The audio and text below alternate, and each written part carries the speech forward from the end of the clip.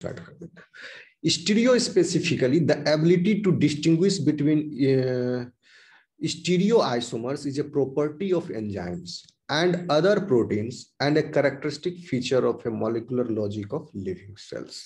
characteristic feature है enzyme का, ठीक है ना। एंजाइम स्पेसिफिक है, not only the specific to a particular substrate, that substrate also it is stereo specific too. Sorry. If the binding site on a protein is complementary to one isomer of a chiral compound, it will not be complementary to the other isomer. सीधी सी बात है, ठीक है ना। जैसे एक कोई कुर्ता पहनता है अपना शरीर में, तो कुर्ता तो सेम है, अगर चाहे उसको उल्टा पहनना, बटन को कर ले पीठ की तरफ, फिट होगा अच्छा से? नहीं फिट होगा। कुर्ता तो सेम है, आदमी भी सेम है, लेकिन पहना दिए उल्टा, फिट नहीं होगा, बेढंगा हो जाएगा। अच्छा से फिट तो यही है, यहाँ भी फिट नहीं होगा। अगर उल्टा मॉलिक्यूल है तो एंजाइम का सबस्ट्रेट साइट में फिट नहीं होगा, कंप्लीमेंट्री नहीं है। For the same reason that a left group does not fit a right hand, left glove does not fit a right hand. देखिए वही कुर्ता वाला एग्जांपल दे दिया, बायां हाथ का दस्ताना दायां हाथ में नहीं फिट होगा। Some striking examples of the ability of the biological system to distinguish stereoisomers are shown in figure 124. 124 देखिए, ये है figure 124। Stereoisomers have different effects in humans। देख लीजिए example, carvone। Two stereoisomers of carvone are carvone isolated from spearmint oil has the characteristic fragments of spearmint। इसका fragment जो है spearmint है, are वाले का, और एस वाले का है S carvone from caraway seed oil. Caraway क्या होता है? The seeds of a plant of the parsley family used for flavoring and as a source of oil। The white flowered Mediterranean plant which bears caraway। अच्छा अच्छा अच्छा, ये भूमध्य सागर क्षेत्र में मिलने वाला वहां का मसाला है, ये हमारे इंडिया में नहीं मिलता है, मेडिटेरियन रीजन का है। anyway, तो जो भी हो, बी क्या है? ए तो ऐसा है, दोनों का अलग अलग प्रॉपर्टी हो गया। एक महकता है कैसा? स्पीयरमिंट के जैसा, स्पीयरमिंट कहते हैं पुदीना जैसा होगा, द कॉमन गार्डन मिंट, हाँ पुदीना जैसा महकता है स्पीयरमिंट आयल। और दूसरा जो है स्मेल्स लाइक कैरावे, दूसरा अलग इसका स्मेल है। एस्पार्टेम, हाँ ये देखिए, ये नेचुरल आर्टिफिशियल शुगर है। आर्टिफिशियल शुगर नहीं कर सकते, स्वीटनर बोल सकते। शुगर बोल दोगे तो गलत टर्म हो जाएगा। शुगर मतलब कार्बोहाइड्रेट होता है, ये कार्बोहाइड्रेट नहीं है, स्वीटनर है। Aspartame the artificial sweetener sold under the trade name NutraSweet, जो बाजार में मिलता है डायबिटीज वालों के लिए, शुगर फ्री वही है ये aspartame. is easily distinguishable by taste receptors from its bitter tasting stereoisomer, although the two differ only in configuration at one of the two chiral atoms। कोई स्वीटनर को कभी चखे हो? एनीबॉडी? आर्टिफिशियल स्वीटनर को कभी चाखे हो? कैसा लगता है टेस्ट में?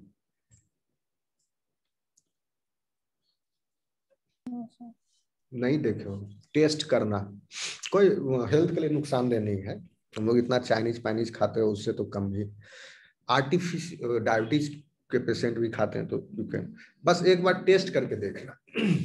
शुगर फ्री, शुगर फ्री, हाँ। अगर कहीं मिल जाए, खरीद के नहीं बोल रहे हैं टेस्ट करना, कहीं अगर मिल जाए तो एक दाना टेस्ट करके देखना।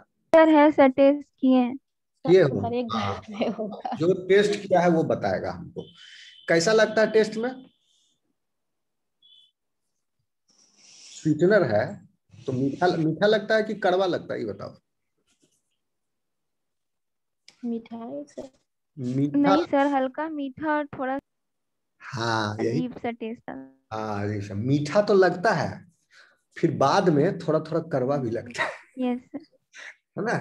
वो कार्बन यस सर। क्यों लगता है? बिकॉज वो लेवल अभी हम बताए, किसी भी कंपाउंड को, जो कंपाउंड को आप लेबोरेटरी में सिंथेसाइज कर रहे हो और वो कंपाउंड का एबिलिटी है कि that compound will exist in it. Recording on है क्या? Yes. Compound can yes exist in different isomeric forms. तो जब लेबोरेटरी में सिंथेसाइज होगा तो ये मिक्सचर यू विल गेट, कोई एक पर्टिकुलर फॉर्म का pure form you will not gate. तो यहाँ पर ये दोनों जो है ये आपके आइसोमर है, एक होता है स्वीट और एक होता है बीटर। अब चूंकि लेबोरेटरी में सिंथेसाइज हुआ, अब उसको बाद में प्यूरिफाई किया, बीटर वाले को अलग किया, लेकिन फिर भी पूरा अलग कंप्लीट 100% प्यूरिफाई नहीं कर पाया, हल्का सा रह ही गया बिटरनेस, इसीलिए वो थोड़ा बीटर लगता है। शुगर वाले पेशेंट को ना जबरदस्ती दोगे तब वो खाएगा, वो कहेगा नहीं हमको ये स्वीटनर नहीं चाहिए, जबरदस्ती का स्वीटनर है, इससे अच्छा हमको बिना यही स्वीट के ही खा लेंगे, कड़वा लगता है। क्या अंतर है देखो। सर, शुगर फ्री हेल्थ के लिए अच्छा नहीं होता है, मतलब डायबिटिक के लिए भी? नहीं नहीं नहीं, ऐसा कुछ नहीं, ऐसा कुछ नहीं है, there is no side effect. Okay. Sir, ऐसा बहुत लोग से सुने हैं कि मतलब उसका साइड इफेक्ट है, अच्छा नहीं है, इसीलिए पापा भी खाना छोड़े। नहीं तो कोई भी चीज देखिए सुनिएगा तो एक तो होता है कि कोई राह चलते किसी आदमी से सुनिए, और कोई होता है सर कि सर, बहुत लोग बहुत तरह का सजेशन झूठ मूठ का देते रहते हैं बेवजह। हाँ, तो अगर मान लो कि that information is coming from कोई एक साइंटिफिक पर्सन से अगर आ रहा है तो आप उसको यकीन कर सकते हो। तो मैं कह रहा हूँ इसका कोई साइड इफेक्ट नहीं है, नेट पर सर्च कर लो, कोई लिटरेचर ऐसा मिलता है, ऐसा तो कुछ नहीं है। क्योंकि अगर इसका दुष्प्रभाव होता है, देखो हर चीज का इफेक्ट एंड साइड इफेक्ट होता है। जैसे भात खा रहे हो, इसका भी इफेक्ट है और साइड इफेक्ट है, ठीक है? रोटी खा रहे हो, यस इफेक्ट है, सर। साइड इफेक्ट है। क्योंकि देखो for liver everything is toxic. Liver के लिए सब जहर है, तुम्हारा चावल दाल भी उसके लिए जहर है, इसीलिए लीवर प्रिंसिपल ऑर्गन है। वो फूड को डिटॉक्सिफाई करता है, बाइल पिगमेंट डाल के वो अपने मुताबिक बनाता है। ओके। तो साइड इफेक्ट है और इफेक्ट है, तो किसी भी चीज का साइड इफेक्ट हो, अब देखना ये होता है कि उसका साइड इफेक्ट जो है कितना ज्यादा एग्रेवेटिंग टाइप डेंजरस है या नहीं है। तो कुछ ना कुछ तो साइड इफेक्ट होगा ही, बट कोई ऐसा रिपोर्टेड केस अभी तक नहीं दिखा है कि कुछ बड़ा हार्म हो गया हो इससे। ओके। तो देखो अंतर क्या है यहाँ पर।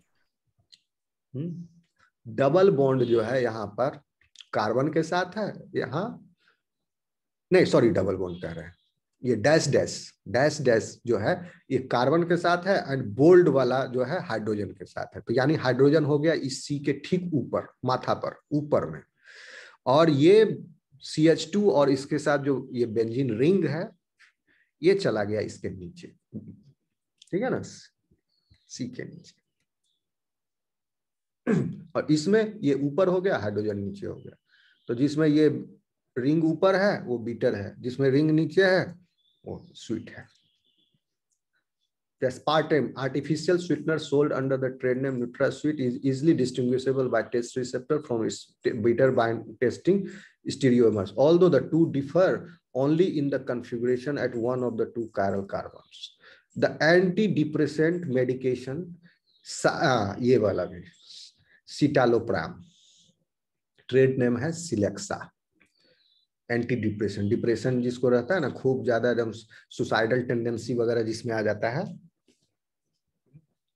अब हम क्या करेंगे, अब हम नहीं बचेंगे, मेरा सब कुछ बर्बाद हो गया, खराब हो गया, अब ये हो गया वो हो गया, जो ऐसा डिप्रेशन टाइप का होता है पैथोलॉजिकल डिप्रेशन, उसको दिमाग को सुन्न किया जाता है। Celexa a selective serotonin and reuptake inhibitor is a racemic mixture of these two isomers. Racemic mixture है, समझ लो। तो रेसिमिक मिक्सचर हो गया तो क्या हम क्या मिला आपको, हम बताए आर्टिफिशियली जब सिंथेसाइज कर रहे थे तो ये दोनों का रेसिमिक मिक्सचर मिला। मिल भी सकता है रेसिमिक मिक्सचर नहीं भी मिला, रेसिमिक मिक्सचर दोनों का इक्विमोलर, दोनों सेम अमाउंट में प्रोडक्ट बना। तो ये जो है सेलेक्सा जो है वो रेसिमिक मिक्सचर है, 2 isomers, but only S, citalopram, has therapeutic effect. A stereochemically pure preparation of S citalopram, ये जो है oxalate escitalopram is sold under the trade name Lexapro. As you might predict, the effective dose of Lexapro is 1/2 of the effective dose of Celexa. ठीक है, तो पहले जो बनाया इन्होंने क्रूडली कि इसको क्या कहें, सिटेलोप्राम को जो सिंथेसाइज किया तो दोनों टाइप का सिटेलोप्राम आया, एस और आर, बट ओनली एस वाला इसका थेरेप्यूटिक इफेक्ट है। ठीक है, और ई-सिटेलोप्राम ऑक्जेलोएसीटेट जो है जिसमें सिर्फ प्योरली सिटेलोप्राम रहता है, उसको प्यूरिफाई किया गया रेसिमिक मिक्सचर से, तो ये प्यूरिफाइड हो गया, तो उसका नाम है लेक्साप्रो।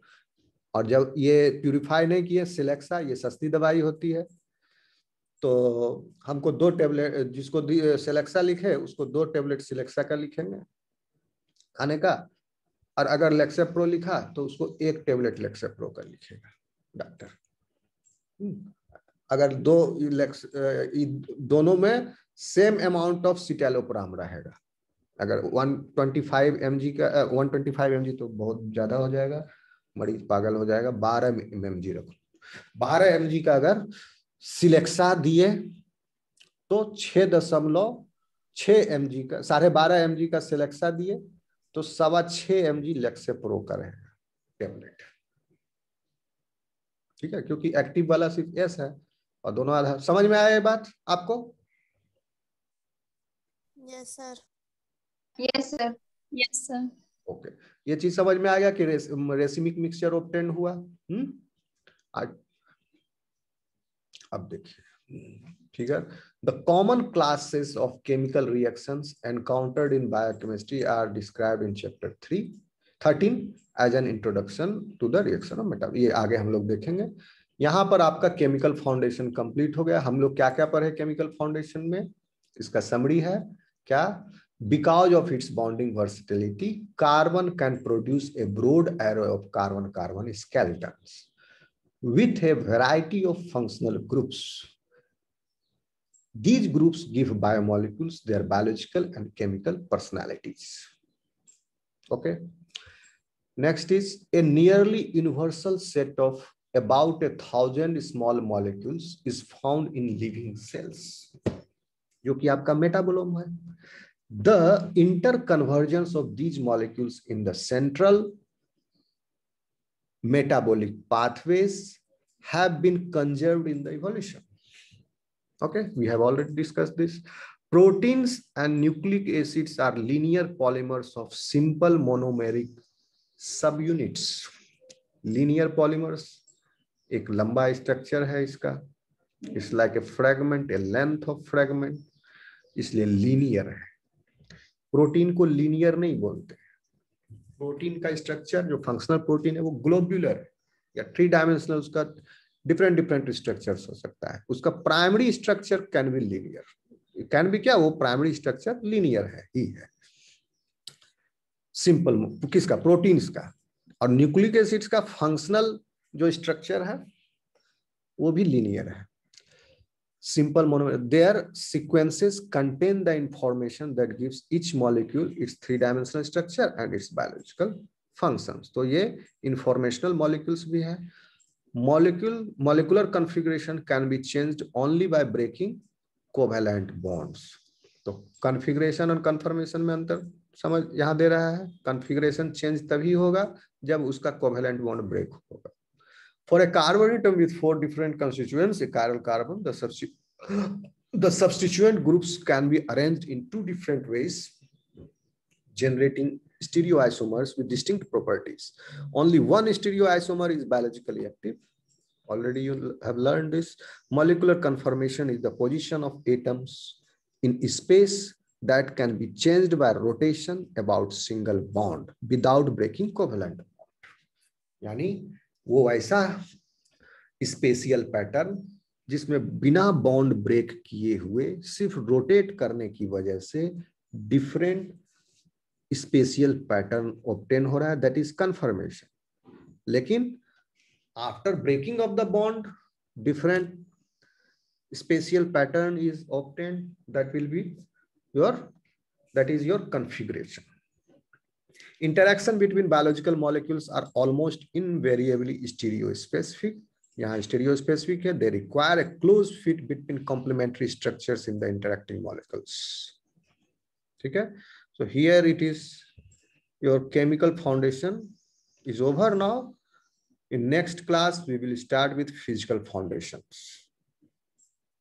अब बताइए आप लोग को कुछ कहना है? आज क्लास छोटा रख दिए, सब लोग संडे मनाने के मूड में हैं थे.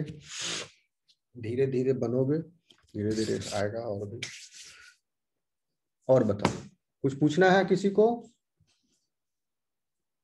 सर हाँ हाँ बोलिए. नहीं आ रही है. सर हाँ बोलिए. टॉर्सिनल एंगल क्या होता है? टॉर्सिनल एंगल कहाँ पर देखे? वो पिक्चर जो था ऊपर, ऊपर साइड. और ऊपर? हाँ और ऊपर. अच्छा हाँ यहाँ पे. Torsion angle. अच्छा अच्छा, ये टॉर्सिनल बोल रही थी. Torsion angle in degree. देखिए हम आपको एक फिगर दिखाए थे अभी. टॉर्सन एंगल मतलब ये कितना घूमा. अगर एक को आप फिक्स मान लो, रेफरेंस मान लो, नीचे वाले को हम रेफरेंस मान ले, नीचे वाला फिक्स्ड है, ठीक है, और ऊपर वाले को आप रोटेट किए, तो इस फिक्स्ड पोजीशन से now this is making how much angle. देखिए हम वो वाला फिगर दिखाए थे आपको एक, ये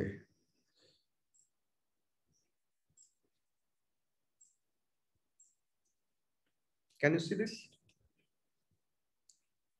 ये इसका एंगल हो गया. एक हाइड्रोजन, ऊपर वाला हाइड्रोजन को हम रेफरेंस मान लिए, और फिर नीचे वाला हाइड्रोजन अब इसके ऊपर सुपर इंपोज किए हुए है.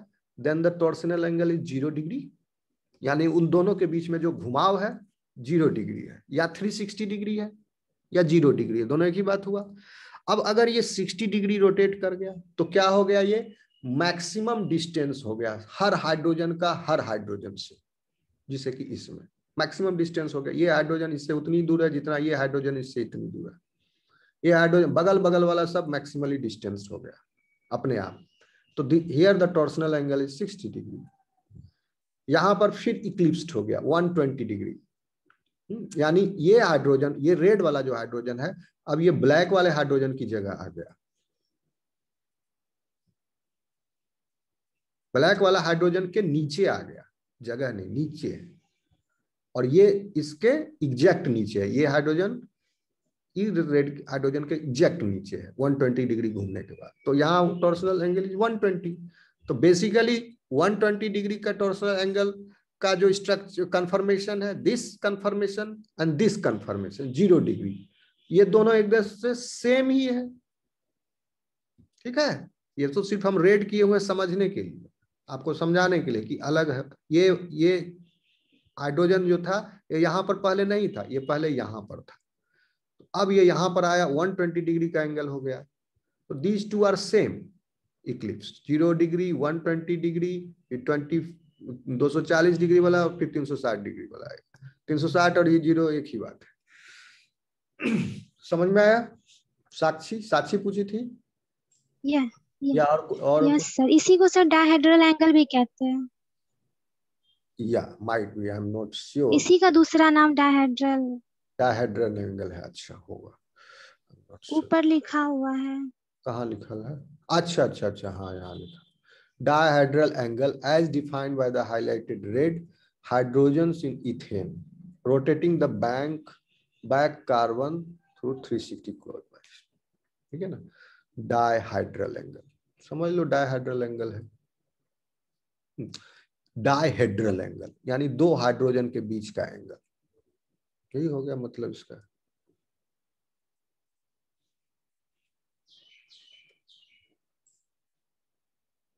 हाँ, समझ में आया ये बात? और टॉर्सन एंगल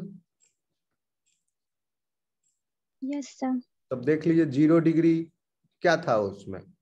एक्लिप्स था. 60 डिग्री क्या था? स्टैगर्ड था. 120 इक्लिप्स, 60 डिग्री इक्लिप्स. तो ये कहने का मतलब ये दोनों स्टैगर्ड और एक्लिप्स्ड कन्फर्मेशन जो है इंटरचेंजेबल है, अपने आप होता है, स्वतः होता है. स्वतः होता। अगर इन्वायरमेंट में थोड़ा सा गर्मी उत्पन्न हो गया, हाई एनर्जी आ गया, तो एनर्जी ले लिया, तो एनर्जी रिच स्टेट में चला गया, again it will come back to energy poor state, energy rich state, energy poor state में ये इंटर कन्वर्जन चलते रहता है। इसलिए किसी एक को प्यूरिफाई आप स्पेसिफिकली प्यूरिफाई नहीं कर सकते, असंभव है वो, क्योंकि जो प्यूरिफाई करोगे फिर वो अदर फॉर्म में कन्वर्ट हो जाएगा। दोनों एक ही चीज है, सिर्फ थोड़ा सा ज्यादा एनर्जी मिलने के बाद ये ऐसा हो गया। ओके, कोई बॉन्ड का नहीं हो रहा सर। इक्लिप्स तो केवल 0 डिग्री पर ना बनेगा सर? 0 पर बनेगा, क्योंकि 60 डिग्री 120 पे भी, 360 पर भी बनेगा, 120 पर भी होगा, ओके, 240 पर होगा, देखो सब पर।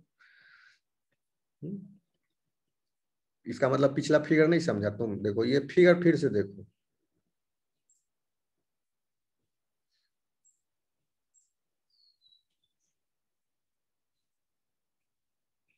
फिर से देखिए आप, 0 डिग्री पर क्या है, दोनों सपोज ये दोनों प्लेन अलग अलग प्लेन है, मीथेन है ना, 2 कार्बन है, एक कार्बन अलग प्लेन में है, दूसरा कार्बन अलग प्लेन। और सपोज आप इमेजिन करो कि दोनों प्लेन जो है पैरेलल टू ईच अदर है, हाथ का दोनों हाथ तलहटी, आप समझ लो कि ऊपर प्लेन है ऐसे पैरेलल है। तो अब ऊपर वाला प्लेन में जो कार्बन है के साथ हाइड्रोजन अटैच्ड है, और नीचे वाला जो है अटैच्ड है, वो दोनों मान लो सुपर इम्पोज्ड है एक दूसरे के साथ, there is no angle between them, 0 degree है, तो दैट कॉन्फ़िगरेशन इज एक्लिप्स्ड। अब थोड़ा सा ये घूम गया, यानी मैक्सिमली डिस्टेंस, थोड़ा सा नहीं, अब कहोगे 40 डिग्री क्यों नहीं है, 50 क्यों नहीं है ना, 80 क्यों नहीं है, 60 ही क्यों है? 60 इसलिए है क्योंकि 60 पर ये मैक्सिमली डिस्टेंस हो रहा है। इसका क्या डेफिनेशन है स्टैगर्ड का, हम आप आएंगे उस पर, फिर से आपको टेक्स्ट दिखाऊंगा। स्टैगर्ड का डेफिनेशन है कि हाइड्रोजन एटम्स जो, सारे हाइड्रोजन एटम्स जो एक दूसरे से मैक्सिमली डिस्टेंस हो, ज्यादा से ज्यादा दूरी पर हो। अब आपको लगेगा कि ये हाइड्रोजन जो है, मेरा पॉइंटर दिख रहा है? Yes sir. और बड़ा करते हैं, नहीं तुम लोग को डाउट है तो इसको पूरा नहीं समझोगे तो हम आगे नहीं बढ़ेंगे, जब तक नहीं समझोगे।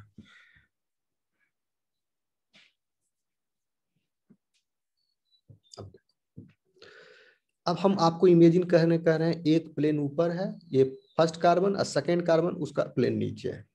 तो ये दिस हाइड्रोजन इज ऊपर वाले प्लेन में, और ये हाइड्रोजन नीचे वाले प्लेन में हो गया, ठीक है। अब इस हाइड्रोजन का डिस्टेंस, अब एक ट्रायंगल बना लो, ऐसे ऐसे ऐसे, तो कौन सा ट्रायंगल बनेगा, दिमाग लगाओ, इक्विलेटरल ट्रायंगल बनेगा।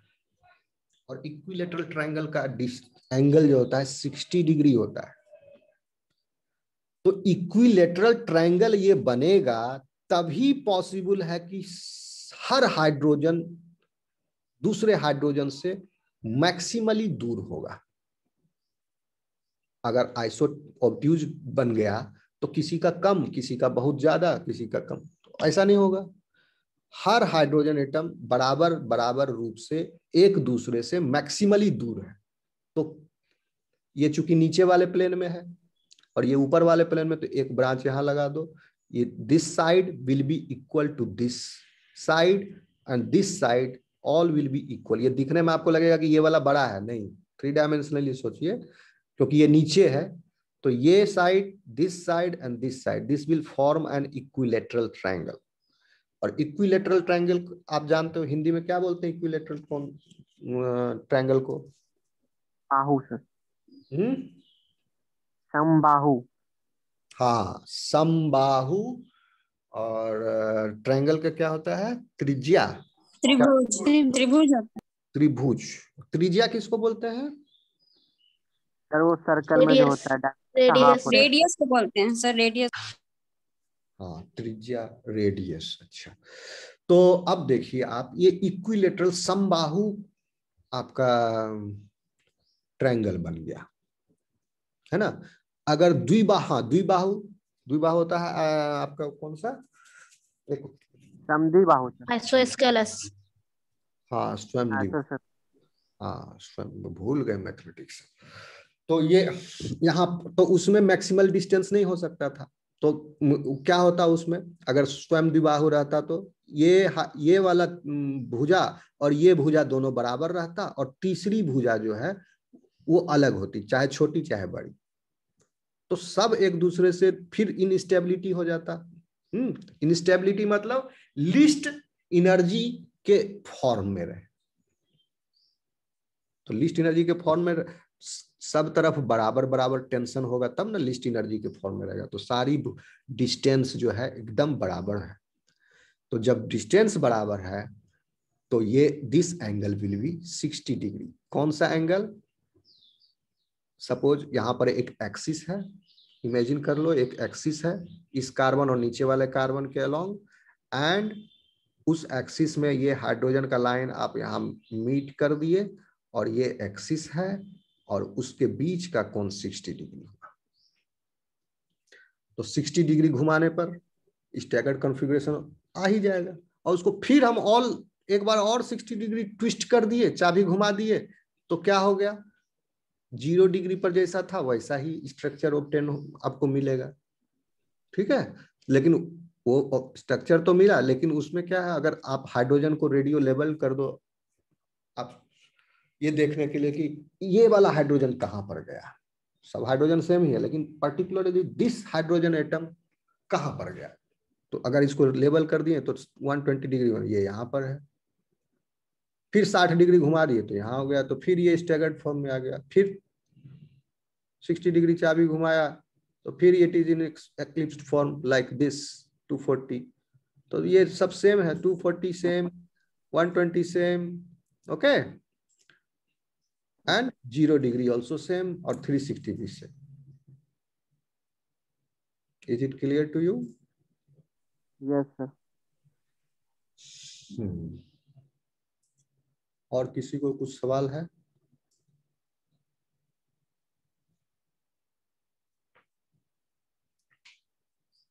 Anybody, any question?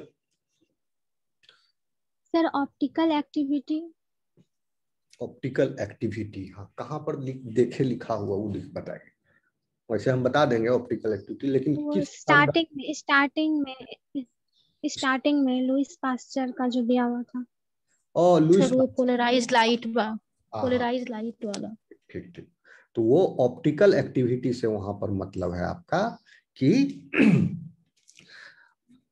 हम बताए थे दो आइसोमर के बीच में, ज्योमेट्रिकल आइसोमर में क्या था, केमिकल प्रॉपर्टी फिजिकल प्रॉपर्टी दोनों अलग है, but in the case of stereo isomers like these once, कौन सा, इनैंसियोमर्स एल और डी के केस में, सॉरी एक सेकंड आ रहा हूं थोड़ा सा।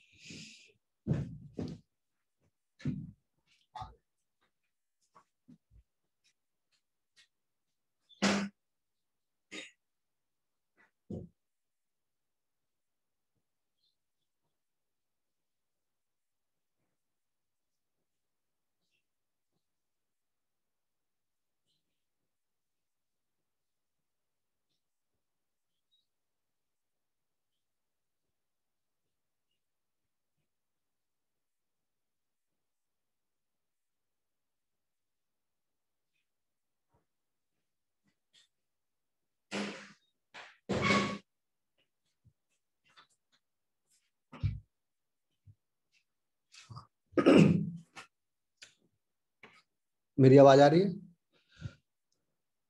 हेलो, यस हाँ yes sir.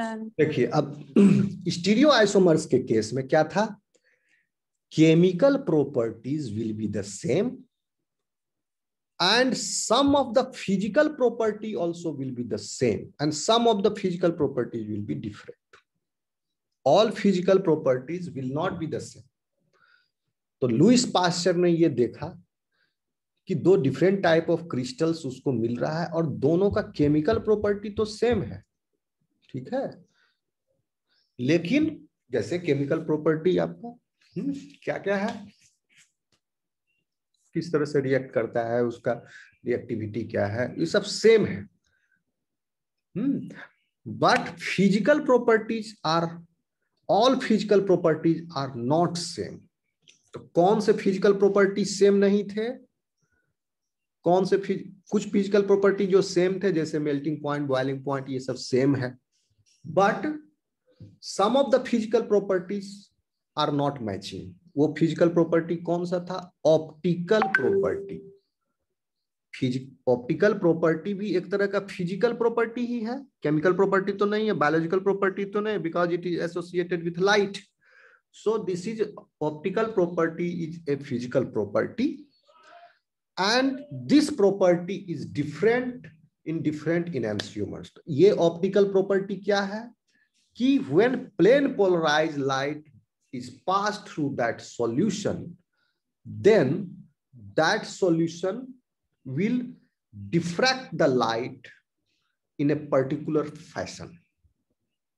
It will rotate it. This is the optical property. Sir, either left or right.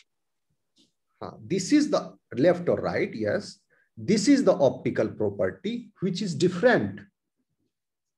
This physical property,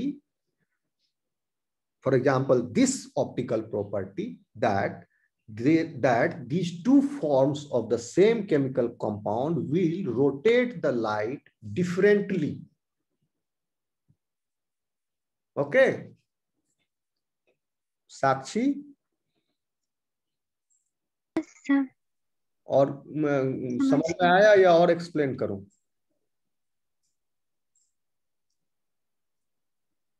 sir rotation का जो एबिलिटी होता है लेफ्ट और राइट साइड, उसी को ना कहते हैं ऑप्टिकल एक्टिविटी। ऑप्टिकल एक्टिविटी बहुत तरह के होंगे। एब्जॉर्बेंस कर लेगा लाइट का, तो क्या वो ऑप्टिकल एक्टिविटी नहीं है?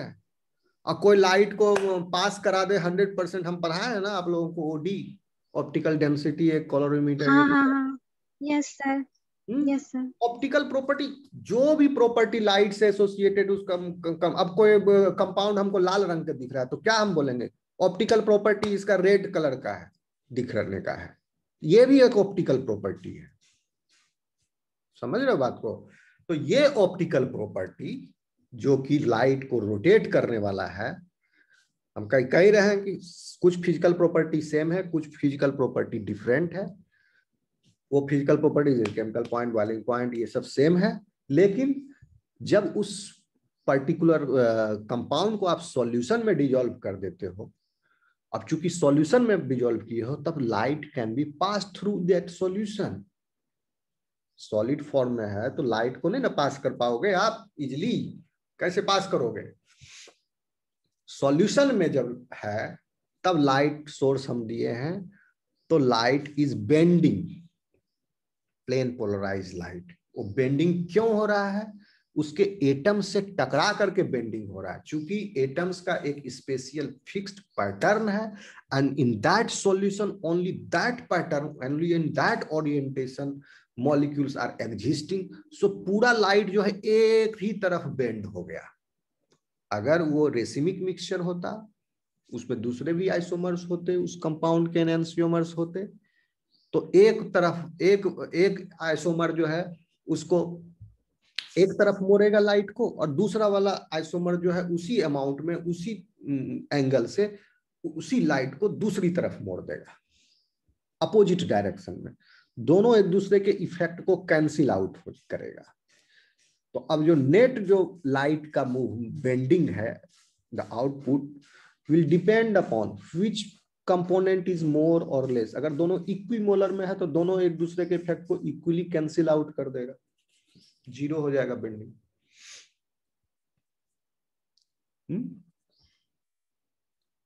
और बताओ क्या एग्जैक्टली नहीं समझ में? तो बहुत सिंपल सी बात है, क्या इसमें नहीं आया समझ में? और बताओ लाइट कैसे बेंड होता है ये बताऊं?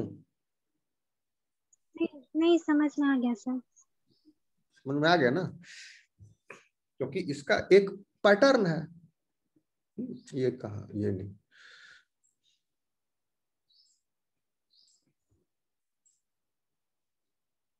फिर से वही सेलेक्ट कर दिया।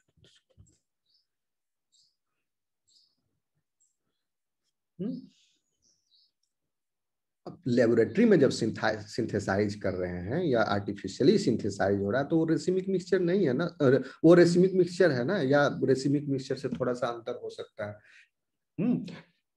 दोनों तरह के फॉर्म आपको मिलते थे, लेकिन जब प्यूरिफाइड कर लिए या डी को अलग एल को अलग कर लिए तो डी वाला दूसरे तरफ लाइट को मोड़ रहा है, एल वाला दूसरे तरफ लाइट को मोड़ रहा है। यही फिजिकल प्रॉपर्टी जो है अलग अलग है। Lewis pasture encountered the phenomenon of optical activity in 1843 during his investigation of the crystalline sediment। Optical activity है, ये लाइट के साथ उसके साथ और भी एक्टिविटी कर रहा था, चेक कर रहा था। ऐसा तो नहीं कि पहली बार में इसने दिमाग में सोचा, लाइट मारा, तुरंत उसको दिख गया, बेंडिंग हुआ, उसने थ्योरी लिख दिया। नहीं, वो बार बार नीचे से ऊपर से दाएं बाएं सब तरह से करके देख रहा था, different different optical activity check कर रहा है।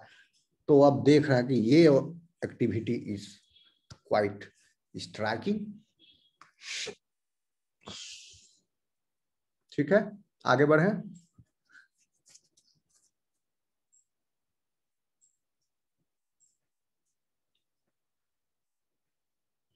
चलो आगे बढ़े।